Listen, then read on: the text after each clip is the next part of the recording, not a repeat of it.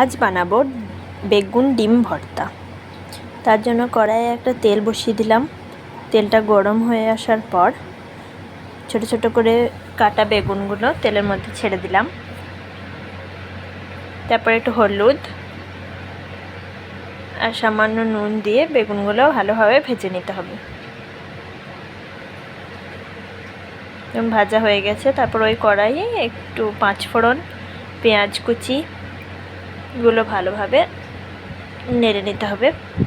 পেঁয়াজগুলো ভালোভাবে একটু ভাজা ভাজা হয়ে আসার পর টমেটো অ্যাড করে দিলাম।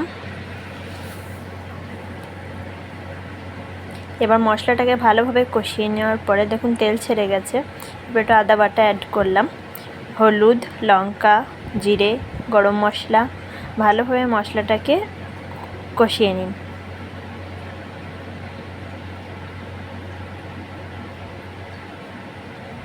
এরপর বেগুনগুলোতে অ্যাড করে দিন এবং স্বাদ মতো নুনটা দিয়ে দেবেন। একটু চিনি অ্যাড করে দিলাম। এই বেগুনগুলো ভালোভাবে গলিয়ে নিতে হবে। তারপর একটা ডিম কড়াইয়ে দিয়ে বেগুনটার সাথে ভালোভাবে মিক্সড করে নিতে হবে।